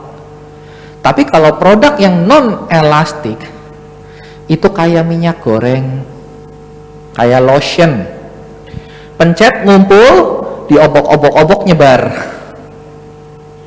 Masing-masing ada fungsinya. Nah, fungsinya untuk apa? Fungsinya untuk dokter taruh di atas otot. Jadi seperti gambar di samping, otot dokter kan selalu berubah tuh. Otot dokter selalu bergerak, kita selalu ngoceh, kita selalu senyum. Artinya kalau dokter pakai kanul, filler dokter di atas otot, dokter juga harus fillernya bisa ngikutin gerakan otot. Contoh, produk yang elastisitas tinggi, kayak karet ya, banyak saya pakai di mana? Smiling line. Jadi saat saya senyum, produknya melar, tapi saat saya diem, produknya balik ke ukuran aslinya. Jawline, dagu, saat saya mangap, produknya melar. Saat diem, produknya balik ke bentuk aslinya. Coba dokter bayangkan, kalau dokter pakai produk yang elastisitas rendah. Saya senyum, melar, diem, produknya tetap melar. Lah terus besoknya pasiennya bilang, dok, kemarin fillernya bagus, smiling line-nya tipis. Setelah produknya melar, nggak balik-balik, hilang kan fillernya. Terus pasiennya bilang, tapi fillernya cepet habis ya dok.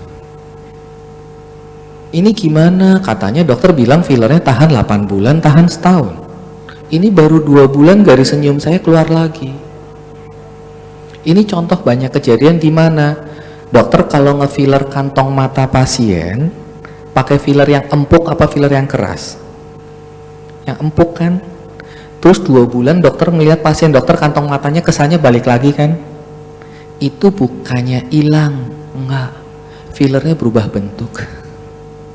Jadi sebetulnya filler mata sekalipun nggak cocok pakai yang empuk, nggak cocok pakai yang elastisitas rendah. Karena kenapa? Dia berubah bentuknya. Jadi kalau elastisitas tinggi, nanti dokter pakainya di mana? Hidung, kalau dokter mau pakai kanul. Smiling line, kalau pakai kanul.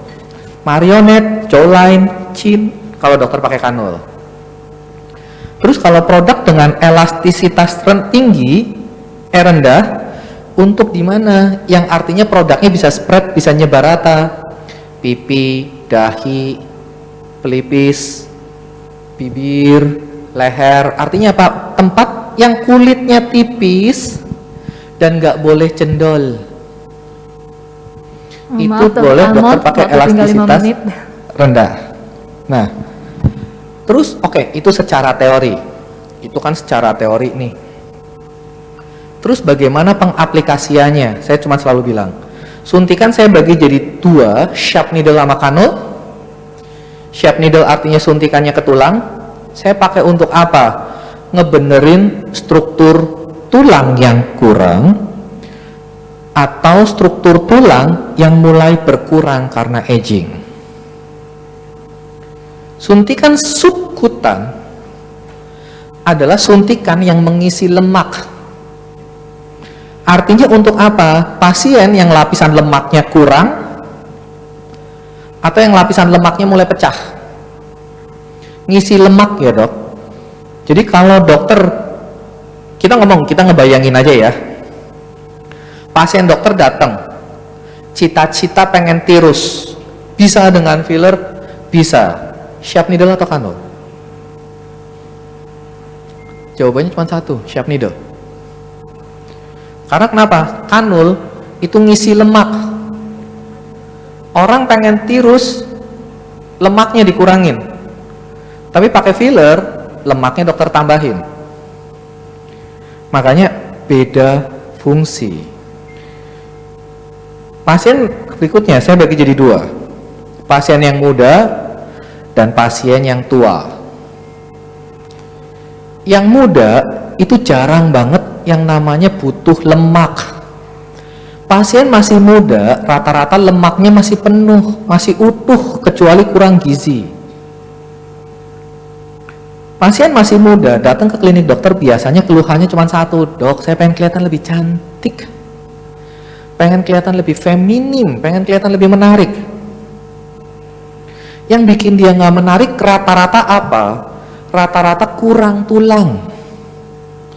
Antara tulang hidungnya kurang mancung, antara tulang dagunya kurang panjang, tulang dagunya kurang maju ke depan, tulang pipinya kurang tinggi, tulang dahinya kurang nonong.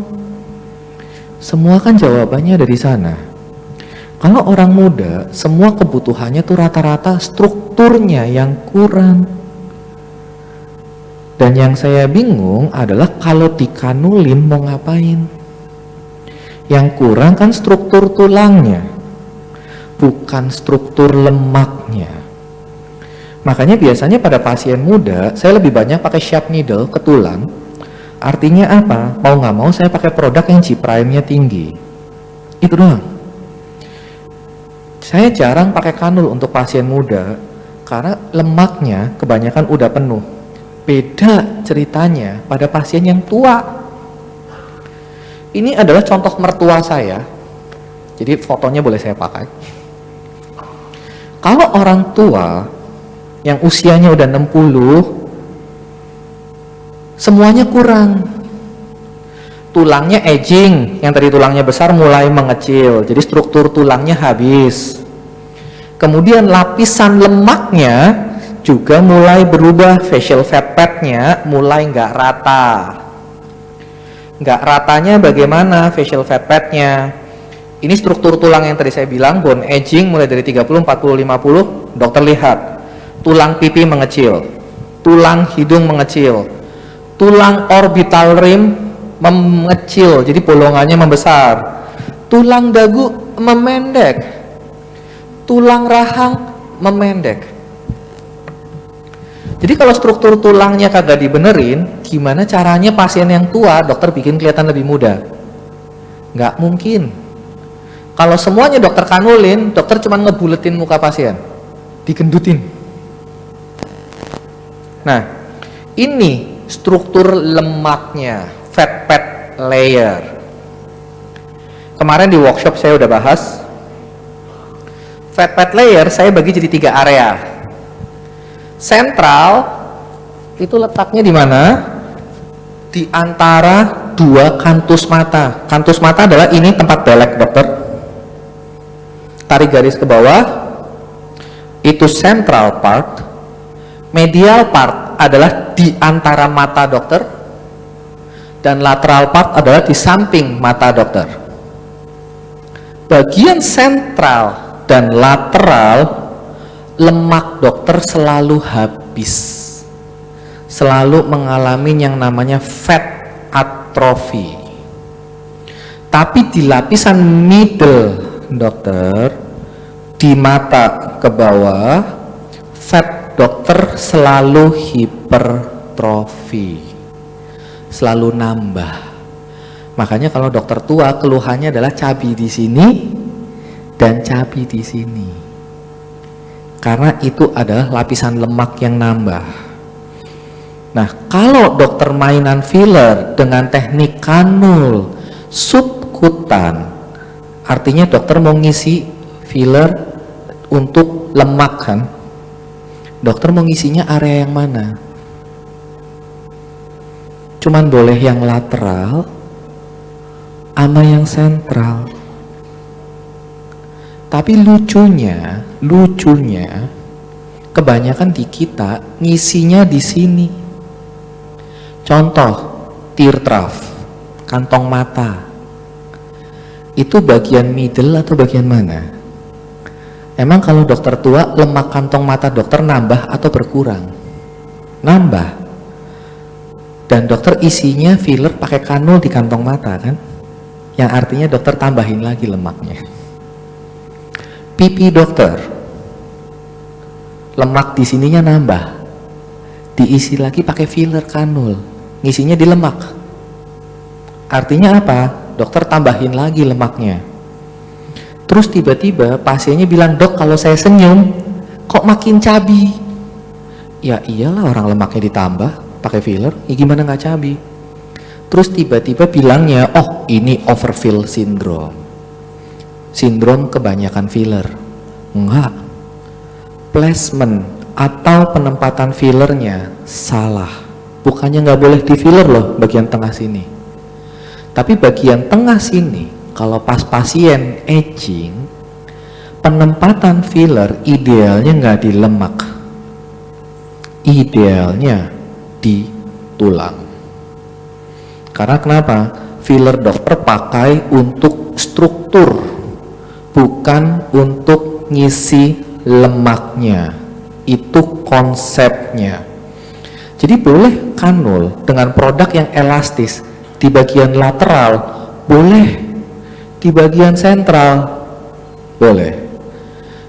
Tapi di bagian yang middle, kalau dokter mau pakai kanul, repot. Karena area situ sebetulnya lemaknya nambah, bukan berkurang.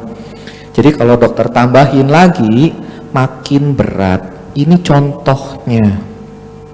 Umur 30-an lemaknya rata, kesebar semua di seluruh area. 40-an yang di samping-samping mulai habis, yang di tengah masih nambah. Umur 50-an yang di sentral hilang, di bagian middle nambah, lateral hilang. Jadi saat dokter ngerjain pasien yang tua, lebih complicated daripada pasien yang muda. Jadi tolong lebih berhati-hati. Jadi kalau pasien yang muda, saya lebih banyak pakai produk yang G prime tinggi, suntikan ke tulang. Kalau pas pasien tua, produk G prime tinggi ke tulang ada, tapi produk yang elastis ditaruh di lemak pun ada di area sentral dan area lateral. Itu yang kebanyakan saya lakuin. Oke, sekian slide saya. Terima kasih ya dok. Terima kasih Dr. Almond. Mari kita berikan aplaus bagi Dr. Almond. Persilakan. Nah, sekarang kita buka session tanya jawab ya. Jadi untuk yang pertama kita dari floor dulu. Adakah yang mau bertanya? Silakan tunjuk tangan ya. Dok, disebutkan namanya dok. Tolong mic-nya. Dokter yang di tengah.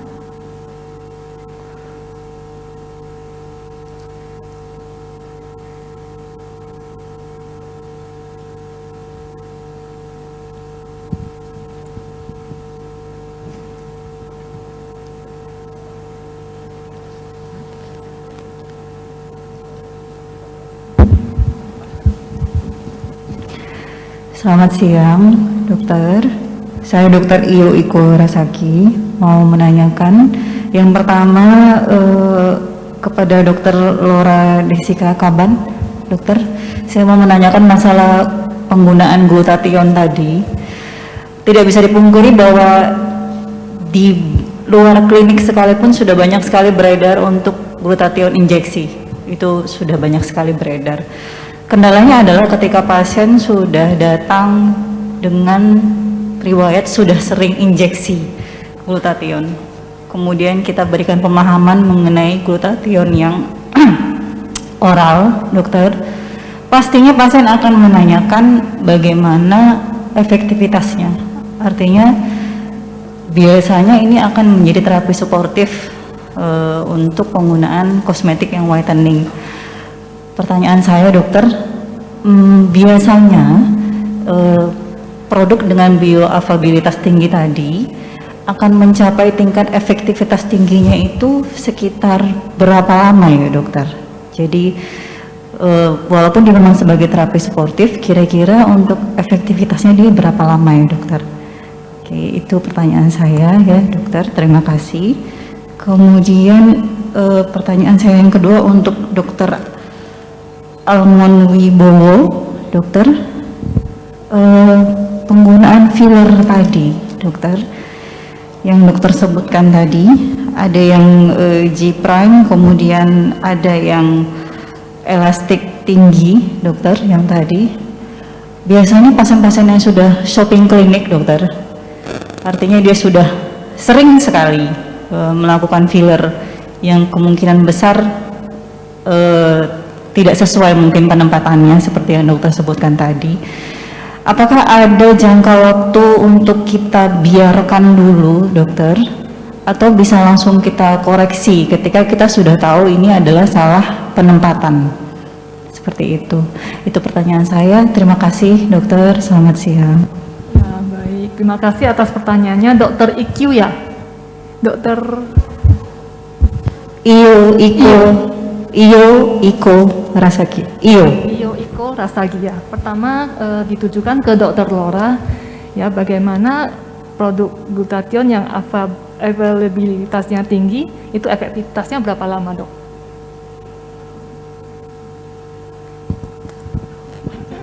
Harus di-sharing. Terima kasih Dokter Iyo, namanya bagus sekali ya dok, kayaknya dari Jepang ya dok. Ada bobo Jepangnya sama dengan Glubio juga. Jadi begini dokter, yang dokter sampaikan itu adalah satu dilema yang memang kita sebagai dokter mau bergerak di klinika atau di rumah sakit itu adalah masalah yang sering kita hadapi.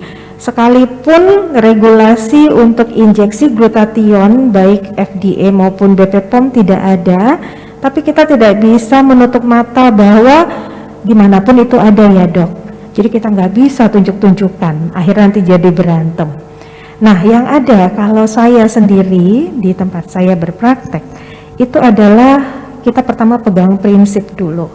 Apakah kita akan menggunakan produk-produk yang sudah di-approve? Karena kita tinggal di Indonesia, ya kita berdasarkan BPOM. Sekalipun katanya sudah FDA approve tetapi tidak BPOM approve, ya kembali lagi kepada kita, Dok. Kenapa? Karena menjadi dokter itu adalah profesi seumur hidup. Menjadi dokter tidak gampang. Jadi jangan karena satu produk yang kita lakukan kepada pasien akhirnya berdampak seumur hidup sama kita. Itu yang pertama. Kenapa? Karena kita melawan regulasi yang ada.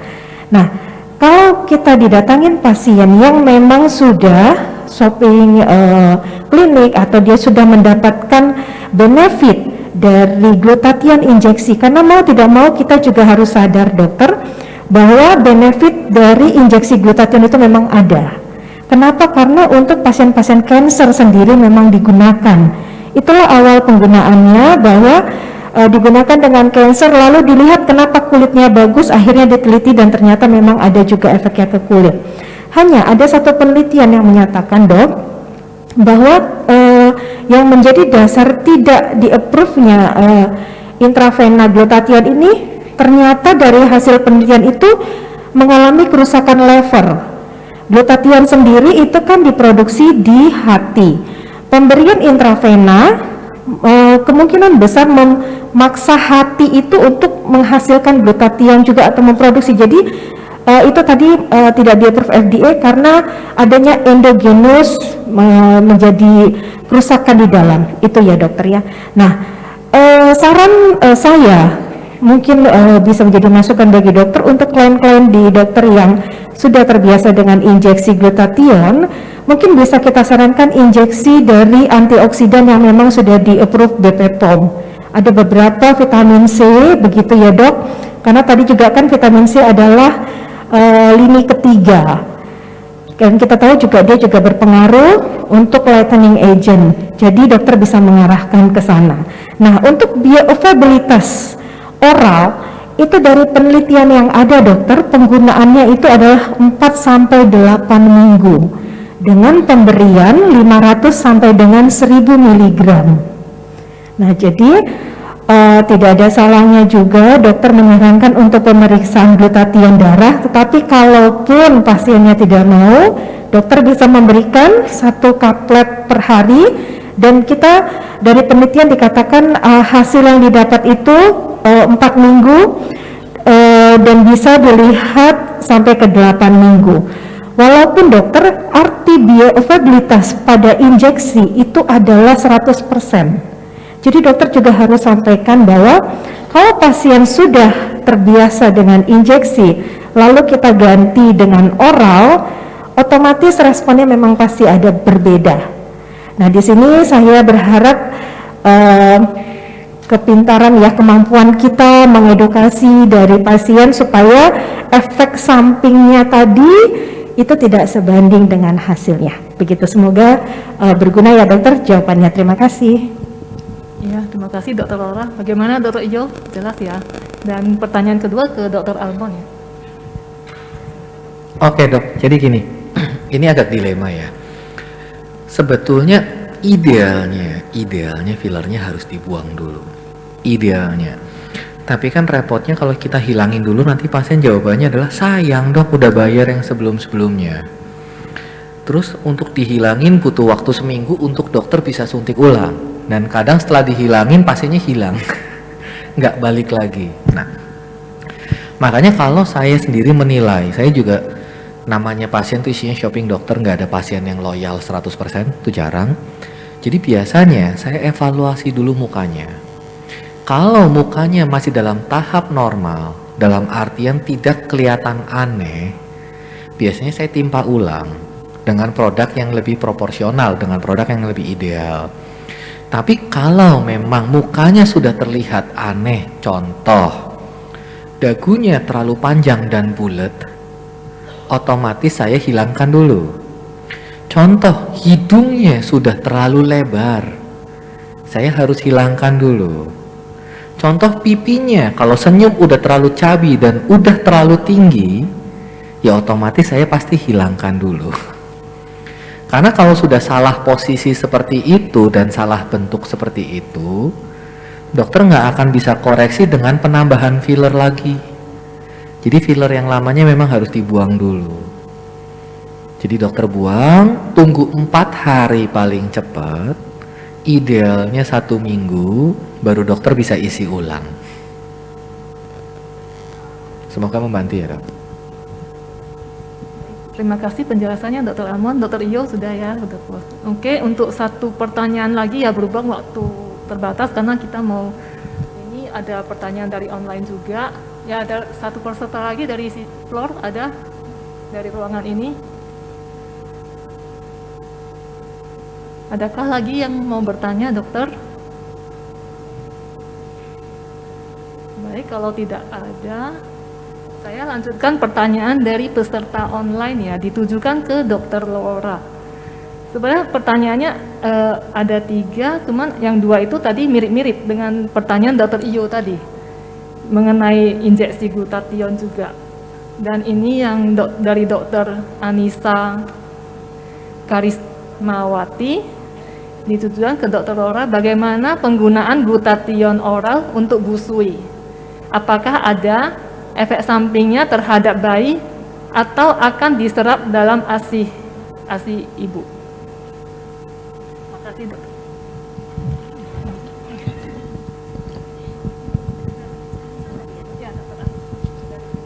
Oke, terima kasih Dokter Anissa yang sudah memberikan pertanyaan secara online. Jadi begini dokter, sebenarnya kalau dari penelitian tidak pernah ada untuk ibu menyusui dok, karena ada beberapa pertimbangan. Biasanya ibu hamil, ibu menyusui itu dikeluarkan dari penelitian. Tetapi kalau melihat ini antioksidan dan tidak ada yang menyatakan bahwa ini bisa melewati air susu, itu sebenarnya bisa saja dokter. Hanya juga kita bisa mempertimbangkan bahwa di FDA sendiri bahwa glutathione itu untuk yang oral ya dok ya, itu dipertimbangkan bisa digunakan, begitu dokter. Hanya kalau secara penelitian itu belum ada dok, tidak dimasukkan ke dalam penelitian. Tetapi kalau memang kebutuhannya itu diperlukan sebagai antioksidan, mungkin ibunya memang dalam kondisi yang memerlukan, itu tidak ada salahnya dokter. Terima kasih. Ada lagi pertanyaan online yang lain dari panitia? Nggak ada ya? Oke. Ya ini tiba waktunya yang kita akan adakan dopres ya. Jadi tadi untuk Dokter Iko Rasagi itu adalah pertanyaan terbaik. Jadi berhak mendapatkan satu produk dari Imetco, nanti kita serahkan dari panitia. Dan untuk ada lagi 2 door prize untuk peserta di sini, dokter-dokter di sini, dan pertanyaan akan diberikan oleh Dr. Laura. Jadi siapa yang tunjuk tangannya paling cepat kita arahkan untuk menjawab ya, Dr. Laura. Terima kasih dokter. Jadi ini karena saya disclosure dengan PT Imetco, dan PT Imetco memberikan 3 giveaway ya dok ya, dan salah satunya itu sudah dimenangkan oleh Dokter Iyo. Saya harap partisipasi dari dokter-dokter sekalian di tempat ini. Jadi ada 2 hadiah kami lagi. Yang pertama, pertanyaan saya tuh gampang dok. Kalau dokter nyimak tadi ya dok ya, glutathione itu disebut juga A, father of antioxidant, B, master of antioxidant, C, mother of antioxidant, atau D, son of antioxidant. Oke, dokter yang mana dulu? Oke.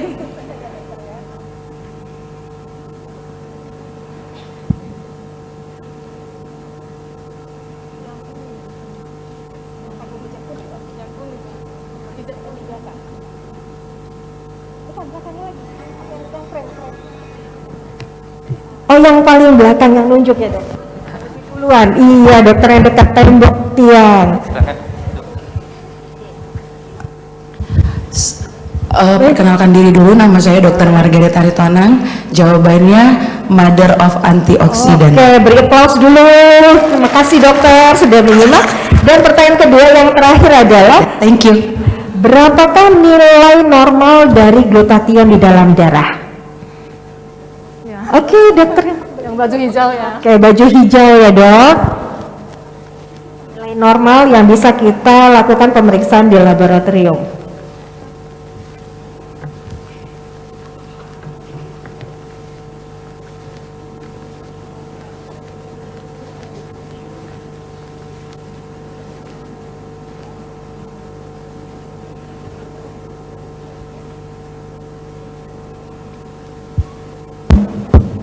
Silakan.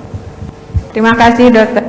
Jawabannya 1000 sampai 1900 mikromol per liter. Oke, terima kasih dokter. Jawabannya dengan dokter siapa dok? Oh ya, dengan dokter dok. Oke, terima kasih. Selamat dokter dan Ya. terima kasih dari kami juga. Baiklah, kita akhiri sesi kedua ini ya dengan aplaus bagi ketiga narasumber kami, Dr. Laura, Dr. Fitri, dan Dr. Almond. Acara saya kembalikan ke MC.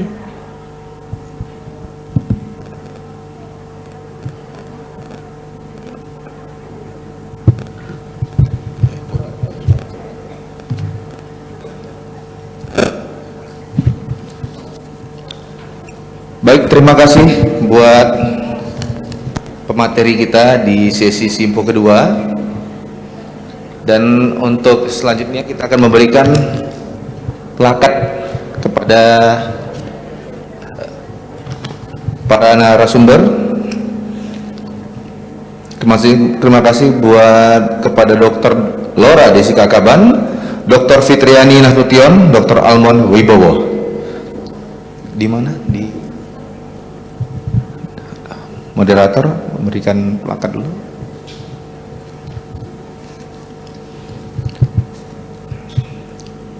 Dan bagi seluruh peserta seminar, langsung saja kami informasikan, ya silakan aja langsung dok. Kami informasikan kita akan saat ini pukul 12.30 ya, kita akan ambil waktu isoma itu 1 jam ke depan. Jadi lebih kurang kita akan masuk ke ruangan ini lagi pukul 13.30. Dan nanti setelah masuk ke ruangan ini, makannya kebetulan di ruangan ini ya. Jadi makan langsung di sini saja, nanti isoma, istirahat, sholat, makan, dan nanti sebelum masuk ke sesi siang hari, kita akan ada lucky spin ya.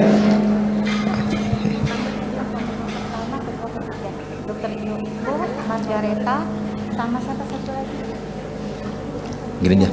Baik, kepada tadi penanya yang menjawab yang benar, yang sudah mendapatkan benar dari para narasumber, diundang untuk ke depan untuk menerima hadiah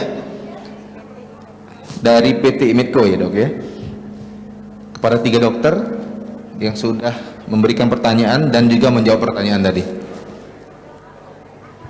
dipersilahkan untuk ke depan. Mungkin agak ke tengah dok, terlalu pinggir kan.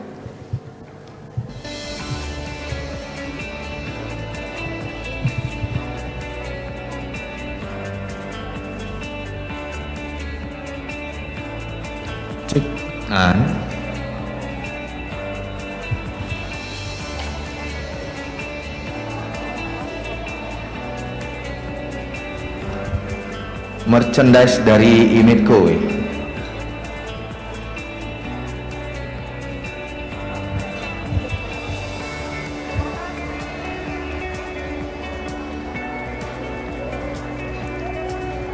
Terima kasih buat kita para narasumber kita di Simpo kedua. Nanti di Simpo ketiga kita akan ada Dr. Reynald Agus Setiawan, Dr. Peri Sendres Mbiomed, dan Dr. Laura Desika Kaban. Terima kasih dan selamat menikmati santap siang Anda.